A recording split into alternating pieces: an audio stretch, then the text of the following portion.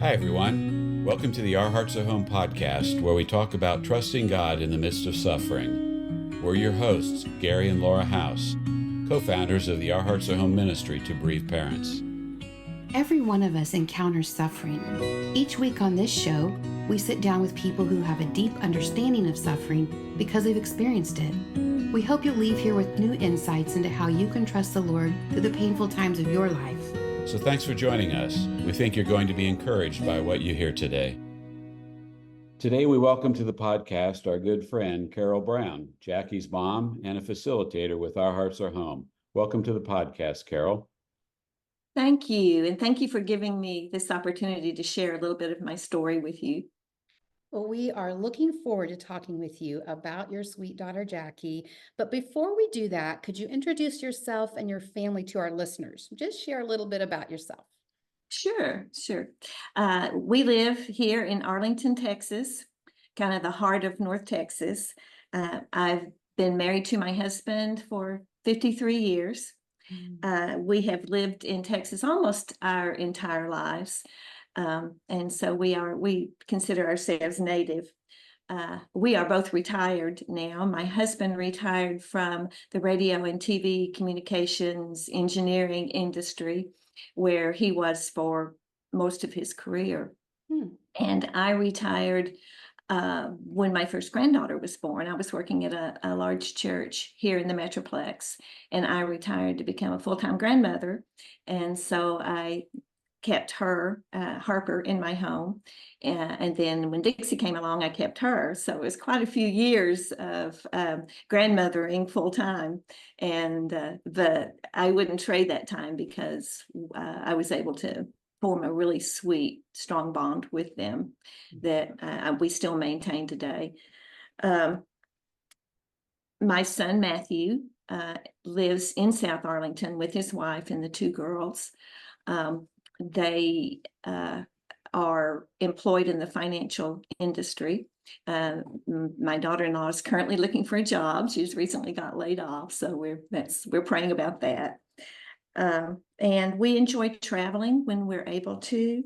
We enjoy spending time with our friends. I love doing online book studies and Bible studies, like the one I did with you guys, and the ones I've done with a group through while we're waiting. And I'm currently doing one by Elizabeth Elliot, Suffering is Never for Nothing. And I'm really just getting so much out of that and enjoying that. I like to garden. I'm not great at it, but I like to do it. I kill about 50% of whatever I plant, trying to learn to be a better gardener. And then I enjoy exercise. I attend my classes at my local YMCA, and that's I'm glad to still be able to do that. And that's been a great part, I think, of my healings, to be able to get out and get amongst other people and sort of have a common goal with them. And I've met lots of friends through those classes, so I'm grateful for that. So that's our lives here in Arlington, Texas. Very busy, I'm sure. Yeah, pretty much. Yeah. We are also active in our church that we've been members of for about 17 years now. And so there's another outlet for us to be able to serve and to be able to share. Yeah. Well, could you take a few moments to help our audience get to know Jackie? Maybe share some of her personality, interests. What was Jackie like? And maybe share a little bit about how she went to heaven. Okay. All right. Well, Jackie was born on March 24th, 1974. She was 22 years old when she went to heaven. She had a knowledge of her calling at a very early age. When she came home from kindergarten, when she was 5 years old, and told us that she wanted to be a teacher, we thought, well, that's great, but she'll probably change her mind a dozen times. All little girls at some point either want to be a nurse or a teacher. That's true. But we began to realize as time went on that she was not going to change her mind. That this was something that she was committed to as not just a career, but a calling. She began to, as soon as she could, as she was old enough, she took on a Sunday school class. She taught VBS. She was a mentor when she was in high school. She was a junior camp counselor. She took care of babies in the nursery. Any opportunity that she had to work with children, she took. And children seemed to love her. She had a kind of a childlike spirit herself, kind of a childlike innocence that I think they related to. And so we saw, over the years that this was something that she was really serious about. So we began to encourage her in many ways that we could. In the high school, she was a member of the band. She played the flute, and she wasn't she wasn't a great musician, but she loved being in the band. She loved that atmosphere, that culture, and a lot of her social life took place within the band and with the youth group at our church. And she like I say, she wasn't the best musician, but she was always in the top bands because of her grit and her determination. And she would tell me, Mom, I'm not going to be in that loser band. She said she wanted to be in the top band. So, her personality came out so much in those types of things where she set goals for herself and she worked toward them. And there really wasn't any dissuading her or stopping her. We could either help her and encourage her, or we could just get out of her way. And so I think God knew she didn't have a lot of time to waste chasing a lot of, going down a lot of rabbit holes. So I think we don't take any credit for that. We just feel like that's the way God made her. And so we just kind of stood by and watched. And with her, we thought, wow, this child raising thing's not so tough. Why does everybody think it's so challenging? Then we had our son, and that was a different story. Anyway, yeah, so we were always very proud of her and encouraging of her. She went to Oklahoma Baptist University, where she pursued a goal or a degree in elementary education, and finished that in 3.5 years because that's how anxious she was to start her life. My mother became ill her last year at OBU. She was diagnosed in February with ovarian cancer, and Jackie graduated in December of that year. And we were just so happy that Mom was able to make it to her graduation. But it was, we knew, with my mom, we knew that there was a terminal diagnosis. That it was in the Lord's hands, but unless he decided to grant us a miracle, she was going to be going to heaven pretty soon.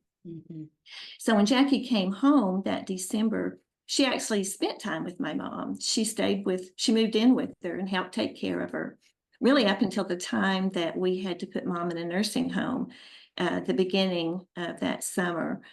Well, I guess it was the middle of summer, about July. Mom lasted 2 weeks in the nursing home and before she passed away. And I thought, this is the worst thing that could ever happen to me. This is just the worst. I couldn't imagine or envision anything worse than losing my mom.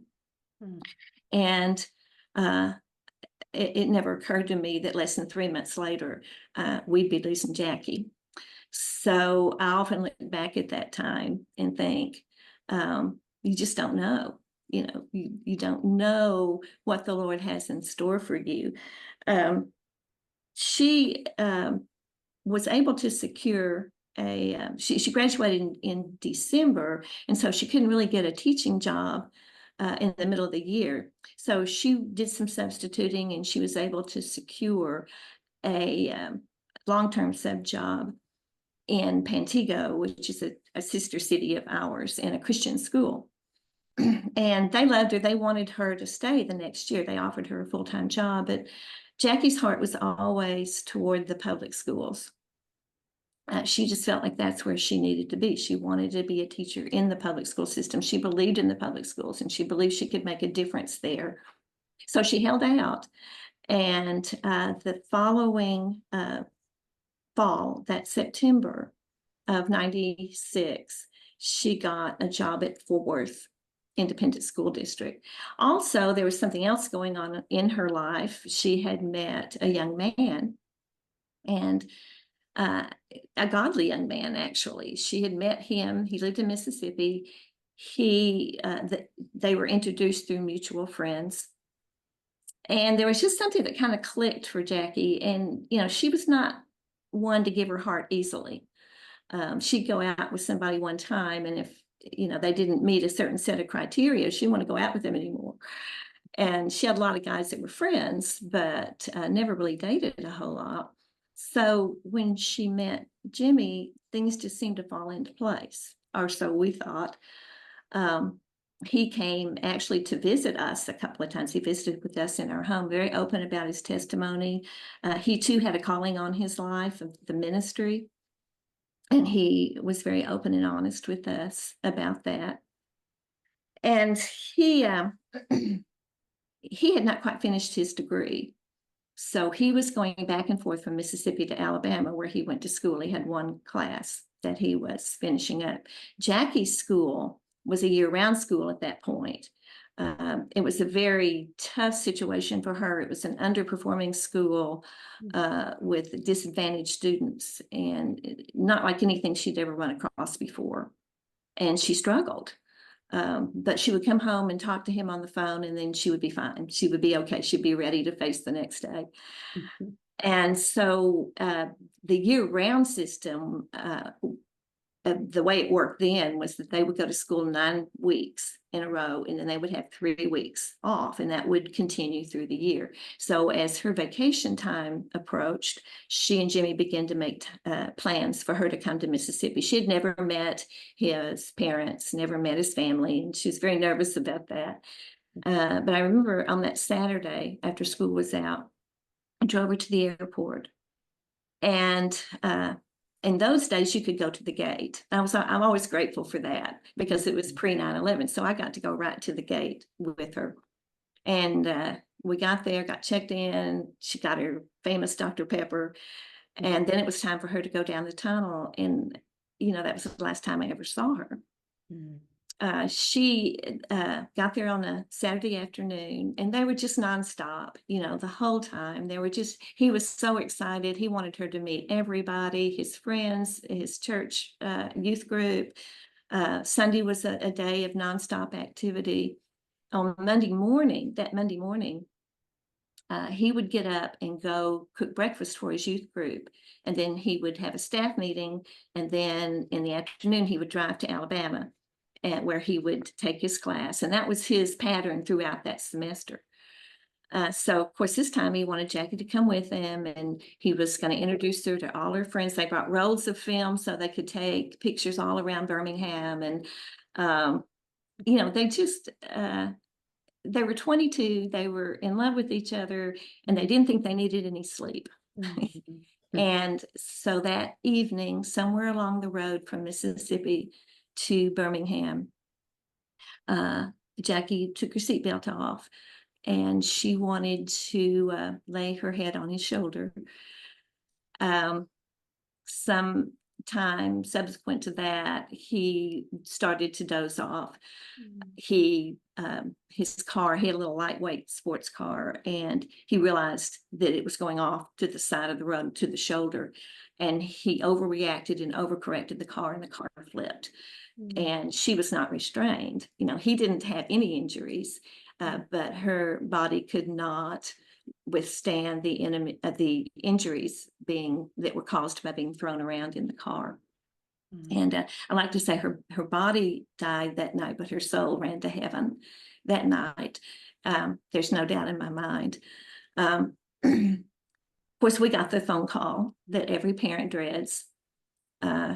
And I remember the next few days, it was like somebody described this, and I thought that's exactly the way I felt, that I was outside of my body somehow, that this, I was watching myself walk through this. There were tons of people who came, tons of food. We were making funeral arrangements. We were trying to get arrangements for her body to be flown back to Texas. And the whole time, it just didn't seem real. And I know that it was God's protection for me. But afterwards, it hit me like a ton of bricks. And I could not make sense out of anything. I realized after I had been on this road for a while that my view of God was flawed and inaccurate. When we joined this little church, when Jackie was 2 years old, I think, we went in we were all in. We did everything that we knew to do. We took advantages of all the opportunities. I taught Sunday school. I taught children's choir. I sang in the choir. Anything to do with the music ministry. Served on committees. On and on and on.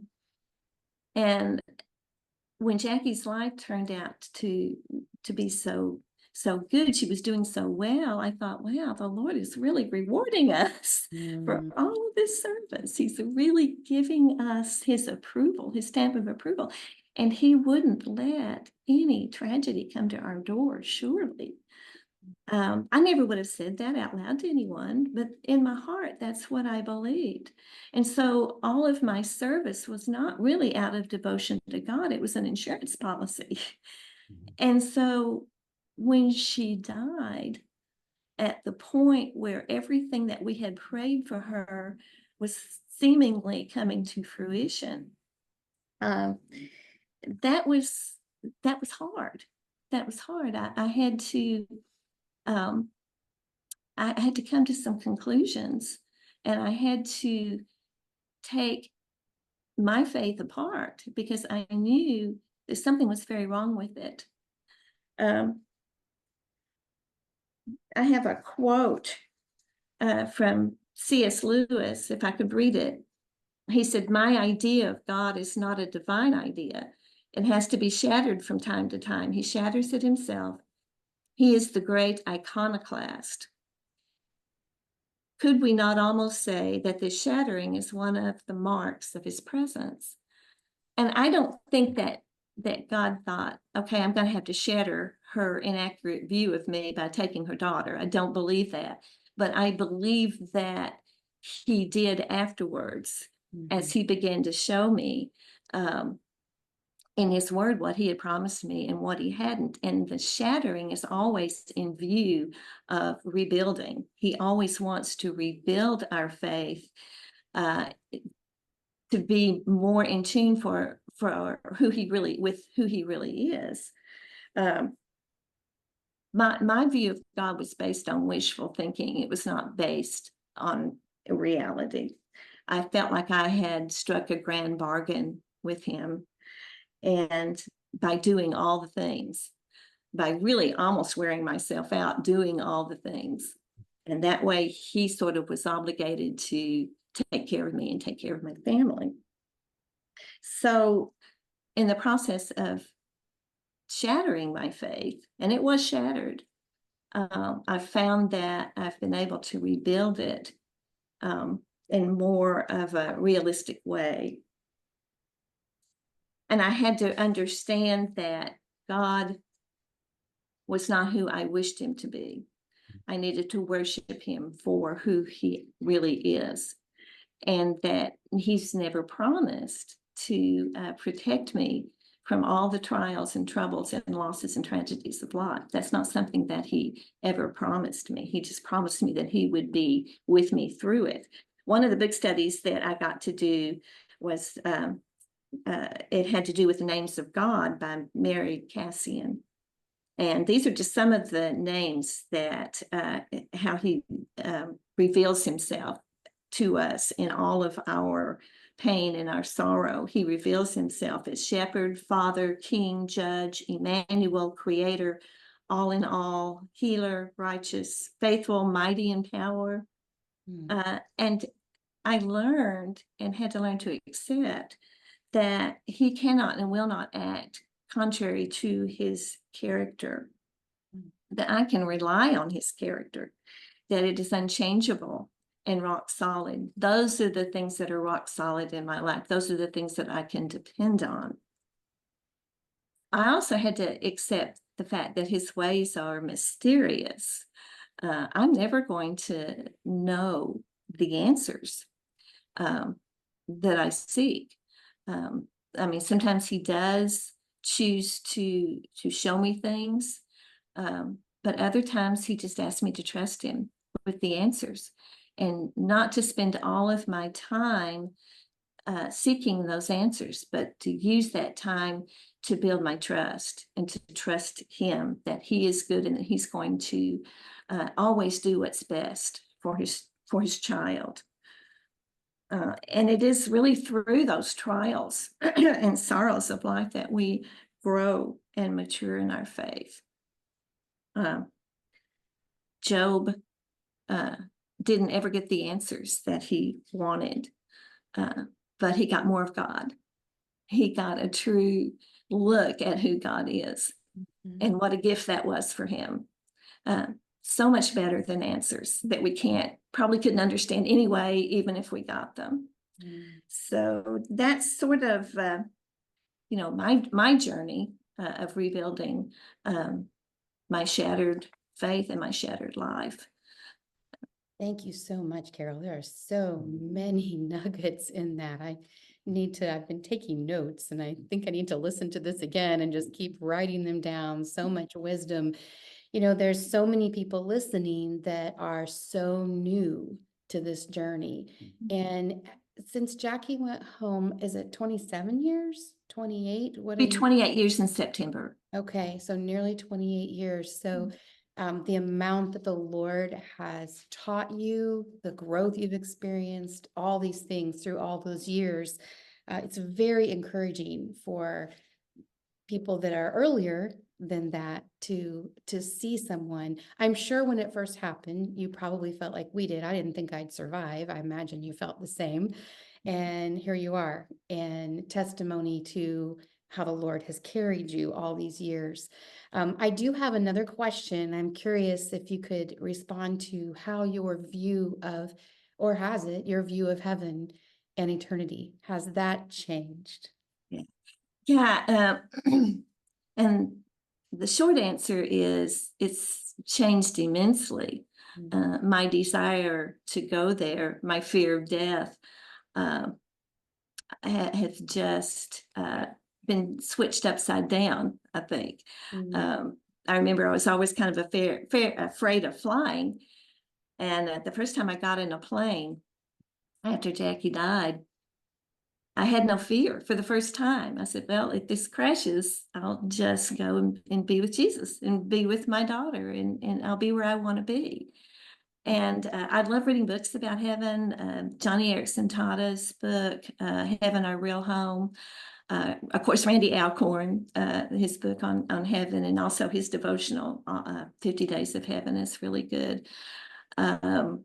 Several, authors that I've read have just encouraged me and just increased that excitement for going to heaven. And even as I look at the world situation today, and it just seems so dire, I'm thinking, but God's in control, and this life is a vapor.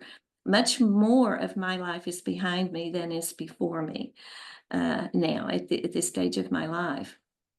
However, I do have to put a little bit of a caveat to that, because two things. I have people in my life that really want me to be around for a while. I don't want to be the cause of their grief. And so I don't really talk to those people. My son, for one, my grandchildren, I don't say, boy, Sassy just can't wait to go to heaven, because they don't really want to hear that. They don't, Sassy, we need you to be here with us. When I went to the conference in Tulsa, and I don't know if you remember this, but Brad Sullivan told a story about a mother and a daughter. Both had lost children, and they were at a retreat at the refuge. And the mother, at some point during the weekend, the mother looked at the daughter and said, I want you to know that I would have grieved just as long and just as hard if it had been you. Yeah. And that hit me like a ton of bricks, because I thought, I never told Matthew that. I wonder if he knows that. I wonder if he thinks I wouldn't have grieved as much if it had been him. And so as soon as I got home, I called him and set up a lunch date. And I said, we got to talk about this, even though it'd been about then 25 years or something since Jackie went to heaven. But I said, I can't sleep at night till I know the answer to this question. So I put the question, I said, do you ever think that I wouldn't have grieved if it had been you? If I wouldn't have grieved as hard or as long if it had been you? And he got big tears in his eyes. And my big old son is not a crier, but he said, no, Mom, but he said, I never thought that. But he said, the thing that I really worried about is that you didn't want to be here anymore. And I thought, that never occurred to me, that really worried him. That played on his mind, that maybe Mom didn't want to stick around here anymore for him or for his dad or for anybody. And I said, oh man, you know, I couldn't have left you. I would never have left you or your dad. But so I'm a little bit, I have other friends that are closer to my age, and we can talk about heaven all the time. We love, that's our favorite subject. My best friend Cindy and I talk about it a lot and how great it'll be. But I had to be cautious with other family members that are just not ready to talk about that yet. Sure. So, and the other thing is that I want to be able to finish my race, the race that Paul talks about, the race marked out especially for me. I want to be able to complete that and complete whatever work he has left for me. It's been part of my journey too, because almost from the very beginning, I felt like there had to be some purpose, even when I was angry and disappointed and going through everything that I was going through. I thought there's got to be a point to this, and I would tell God, you need to reveal this to me. And over time, I realized, for one thing, how lonely my own journey had been, because being in, happening in 1996, we had no internet, we had nothing like this, we had no podcast, a few books that I read, and that was it. Grief Share hadn't even been written at that point. And the church certainly didn't have anything for me. And so I felt this need to gather, and share hearts with other bereaved parents. And I began to seek them out, actually. I mean, do weird things that I'd never done before. Like I'd read an obituary in the paper and they were close to me and I'd be at their house with a book, It's totally unlike me, but I just needed to know that there were other people out there that understood, and I needed other people to know that I understood. And so God has really opened doors for me. I know while we're waiting, my friend in North Carolina called me one day, and it's been a long time after our own journey began. And she said, well, my hairdresser was telling me, about this group that started, and I thought you might be interested in it. So, I look it up and there it is. And I joined the Facebook group. And then out of that came my relationship with you guys through the book studies and the conferences. And it never occurred to me that I would do anything like write a chapter for a book or speak anywhere. I'm not a speaker. I'm just not. And differ with that. Yeah, we're sorry, but we're interrupting you there because I think our enemy hates our healing. He hates it, and he does everything he can to derail it.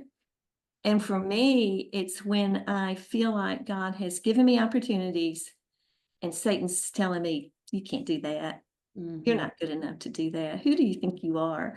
Because he doesn't want me finding my purpose, because that means I found healing, and he absolutely hates that. He wants to keep me down in that pit as long as I'm willing to stay down there. So I have learned that I have to turn off all those negative voices in my head that he longs to put there.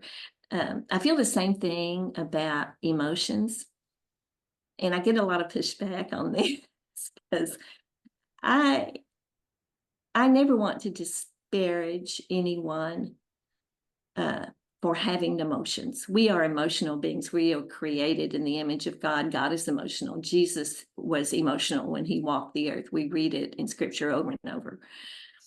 But I do believe that sometimes emotions like anger and resentment and jealousy and guilt can be stumbling blocks or roadblocks on this path that God has set us on. And that's when I feel like I hear a lot of people say, well, God's big enough. He understands that. He understands that I'm angry. He understands that, I'm resentful and jealous. But there needs to be another part to that. That can't be the whole statement. Mhm. The second part of the statement is, what do I do? What do I do with this? Do I choose to live in that? Do I choose to have those emotions cemented in my heart, in my brain, and live in them for the rest of my life? Or do I lay them at the feet of Jesus? Mhm. And I think a spiritual discipline that I have learned, and really, I think I was always lamenting. I just didn't know I was. But, that concept is fairly new to us with Mark Rogott's book. And, it's become sort of a hot topic in, excuse me, in Christianity. Mm-hmm. But I believe that the spiritual discipline is surrender through lament. That what we do in lament is we surrender all of those things that we feel like we have a right to. Mm-hmm. And we have to do it. I call it a discipline because it's not a one and done. It's not something we can do one time and okay, I'm good now. It has to be done.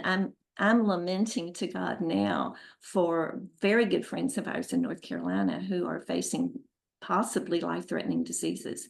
And they have been through, they've never lost children, thank goodness, but they have been through so much in their lives and in their ministry. And I just want to ask the Lord, why? Why are you putting them through this? And I can do that. I have the freedom, as long as I am listening to him say, well, remember when I took care of him here?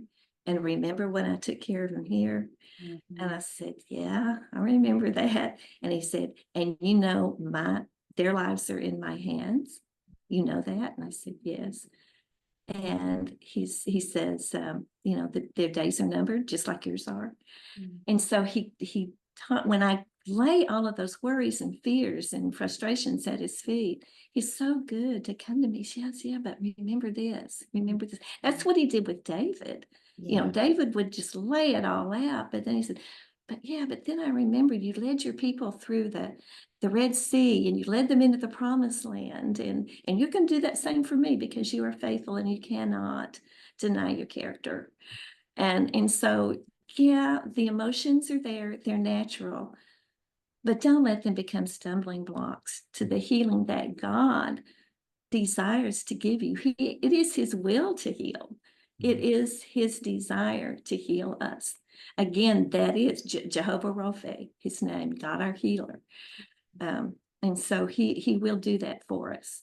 But it requires our surrender, opening up that clenched fist and letting all of those things, let him deal with them and fill those empty spaces with himself. And he will. He's faithful to do that.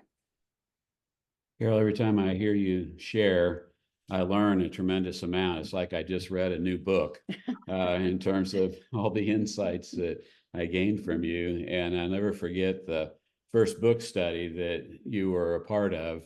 It's been a little while now, at least maybe 3 years ago, I'm not sure, but I remember the wisdom that you shared with the group during those weeks. And the next time you showed up on another book study afterwards, Laura and I said, yeah, Carol's going to be at this one too. And she has so much to share that is just full of biblical truth and so helpful. We really appreciate that. And I remember when we lost Nathan thinking 5 years, I can't even imagine 5 years from now, I'd meet people that were, 5 years out in their loss. And I thought, it seems so far in the future to not have Nathan around. And then 10 years was unimaginable. And you're almost 28 years since you lost Jackie. And we have listeners today who are maybe just 2 months, 3 months away from their loss, and many that might be a year or two, who probably are feeling the same way. Like, I can't imagine 5 years, much less 28 years, and they don't feel much hope because they don't feel like they can make it another day, let alone another year or several years. Can you share something from your experience all these years that might be helpful and encouraging to those who are new to their loss? Well, the main thing I think I would say is that be careful not to project the pain that you are feeling in this moment out into the future. Mm. Leave space in your heart, in your mind, for the possibility that things will get better. I love the saying, never doubt in the dark what you know to be true in the light. Keep hanging on, do the next thing. Don't worry about 5 years, 10 years. Who knows? The Lord may come and have us all in heaven by then. Wouldn't that be great? Just do the next thing and the next thing and the next thing. I have an illustration that I use. We have a restaurant, used to have a restaurant here in Dallas. It was called Reunion Tower, and it was a ball, a giant ball on top of this big tower. And you would go into the bottom of the tower and you take the elevator up and you would enter into this restaurant in the round. And all the windows were situated around the windows because it was a big glass ball. So you had a window seat no matter where you sat. It was revolving, and it would revolve, I guess 360 degrees in an hour or something like that. And so you'd be seated at the table and your waiter would come and get your drink order and hand you the menus, and you'd look out and you'd see maybe Reunion Arena or another iconic building on the Dallas skyline, something like that. And then your attention would turn to your partner, to your dinner partner, and you'd be discussing, and the waiter would come back and you would give them your order and he'd bring your food, and you would be having this wonderful discussion with your dinner partner. And then you would glance out the window and the scenery would be completely different. And you think, we were moving so slowly, I didn't realize that we were even moving. But here there's a whole different landscape out there now. And so I think that's the way it is with grief. We feel like sometimes we're stuck, but we're not stuck. We're moving. It's almost imperceptibly and frustratingly and annoyingly slow, but it's movement nevertheless. Right. And it's always a good thing if we can. I love journaling. I think journaling is just the best thing we can do for ourselves. And it's good to journal, like, oh, I smiled today. Or I laughed at a joke today. Or I was able to get through a song service at church without tearing up. Or I was even able to get up and go to church today. Those are signs of progress. And signs of, and what happens when we just do the next right thing. So that would be my main advice. Just don't look at the future right now. Just look at what is exactly in front of you, and do what you need to accomplish getting through that. I want to mention that, of all the podcasts we've ever recorded, I have more for the show notes, more book titles, more resources than I've ever had before. So I'm going to be putting all these resources here. But I also want to let our listeners know that Carol facilitates a mom's gathering quarterly online that is a phenomenal experience. And she speaks at our conferences. And I'll also put the link to the book Until Then, where there's a chapter that she's written in the book. So hopefully our listeners will be able to connect with you sometime in person, Carol, by coming to one of these events. And we I hope so. Appreciate your love and care for other bereaved parents. So thank you for that. Yeah. You're welcome. My favorite thing is to listen to other people's stories. I could just sit at the dinner table and listen. That's just my favorite way to minister, I think, is one-on-one. So I'd love to connect with whoever. Yeah. Well, we always want to end our podcast with a scripture. Could you share a scripture that has been particularly important to you throughout this journey? Well, to continue with my theme of healing and that God is a healer, Psalm 147:3, He heals those who have broken hearts. He takes care of their wounds. And He has done that for me. He's bound up my wounds. And even when my wounds sort of break open and bleed every once in a while, He's right there to change the bandages. He has been so faithful to do that, so faithful to mend my broken heart. Am I still sad sometimes? Yes. Do I still miss my daughter? More and more every day. There's not been a day in almost 28 years that she's not crossed my mind, thought of it, and usually it's more than once. Yeah. Mhm. And there are times when I'm I think the idea of sorrow and joy residing in the same heart become very real. Like this past Sunday night, we had a family gathering at my son and daughter-in-law's house. And my kids were there, my grandkids, all the nieces and nephews, great nieces and nephews that have been born since Jackie went to heaven. And I'm thrilled with them. I love each and every one of them, but I think, oh, I wish Jackie was here. I wish their cousin Jackie, I wish their Aunt Jackie was here. And so those moments will be with me forever. Yeah. And I don't mean to say that I am just back to normal. I will never be back to my normal life. Life changed for me 28 years ago, forever. Yeah. But there is hope and there is healing. And the way you feel today is not going to be the way you will always feel, I promise. Keep doing, Melanie D. Simone talks about the work that grief requires. Keep doing the next right thing. You will come through this. And lament.